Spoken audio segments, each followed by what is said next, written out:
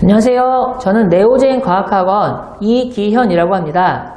저는 25년도 2학기 기말고사 일산중학교 3학년 내신 분석 리포트 진행해 보겠습니다. 자, 우선 난이도부터 한번 살펴볼게요. 난이도는 이제 별 3개 중 정도입니다.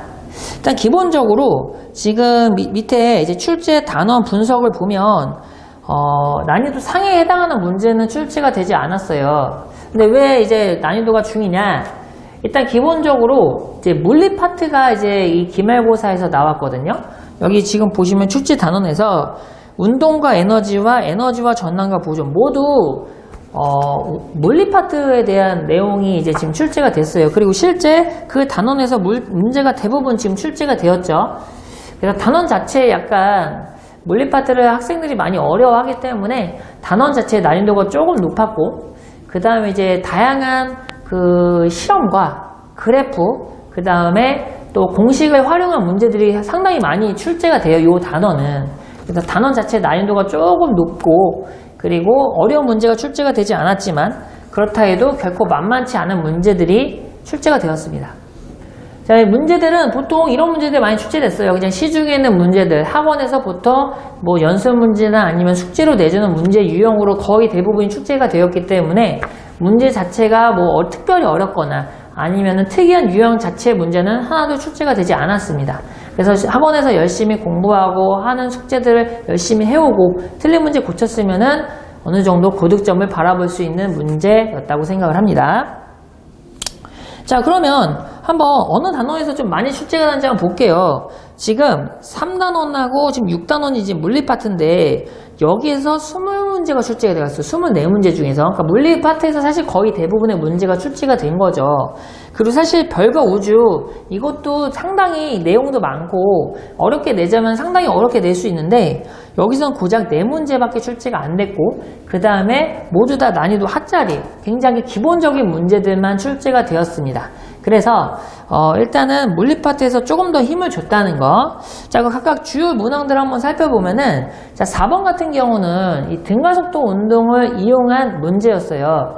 근데 이 등가속도 운동은 중학교 3학년 때는 이제 그렇게 중요하게 나오진 않지만 고등학교 1학년부터 이제 굉장히 여기서 많이 어려운 문제들이 출제가 됩니다. 그래서 이 등가속도 운동을 여기서 꼭 연습하고 제대로 파악하고 가면 고등학교 1학년 올라갔을 때 굉장히 쉬워질 거예요. 4번 굉장히 중요한 문제였고, 그 다음에 5번하고 6번은 이 그래프를 통해서 이 자료 해석하는 문제였습니다. 자, 5번 문제는 시간 이동거리 그래프를 이용해갖고 그 물체가 뭐 얼마큼 이동했냐 시간에 따라서, 그 다음에 그 물체의 뭐 속력 같은 것들을 파악을 하고 이런 자료 해석하는 문제였죠. 이 시간 이동거리 그래프는 고등학교 올라가서도 상당히 많이 나오니까 여기서 많이 익숙해져야 됩니다. 그 다음에 7번은 힘 이동거리 그래프를 이용해서 그 밑면적이 1의 값이라는 걸 그걸 이용해서 이제 푸는 문제인데, 문제 자체는 상당히 단순하지만 이 그래프를 활용해서 어떤 값이 나오는지는 미리 숙지를 좀 해놨어야겠죠. 자, 그 다음에 11번 한번 가볼게요. 11번은 이제 위치 에너지에 대한 문제인데, 이 위치 에너지, 중력에 대한 위치 에너지는 물체에 대해서 중력에 대한 1의 값과 서로 무슨 관계가 있는지를 활용하는 문제였습니다. 그래서 이 11번, 사실은 그냥 공식을 외웠으면 쉽게 풀릴 수 있는 문제지만 그 숨은 의미까지 파악해주면 훨씬 더 이 문제를 풀기 수월했을 겁니다. 자, 그 다음에 이 12번은 약간 조금 어려운 유형일 수가 있는데, 빗면에 따라 물체가 쪼르르 내려오는 물체를 이제 에너지 값을 활용해서 이제 해결하는 문제였어요. 이제 이 빗면의 길이가 아무리 길더라도 기준면 지표로부터 이 물체의 높이만 알고 있으면 정확하게 그 물체가 가지고 있는 위치 에너지를 알 수가 있거든요.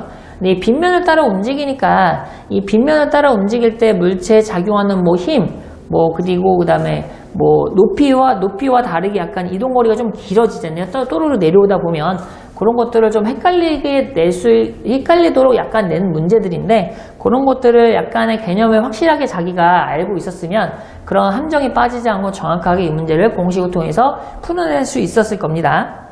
자, 그 다음에 이 19번은 약간 2학년 때 배웠던 오음의 법칙을 활용한 문제예요. 그래서 전격 전력과 그 다음에 전격 전압을 이용해서 전기 기구가 현재 지금 흐르는 뭐 전류의 세기, 그 다음에 뭐 전압의 양, 그 다음에 뭐 저항의 크기, 이런 것들을 오음의 법칙을 이용해서 푸는 문제거든요.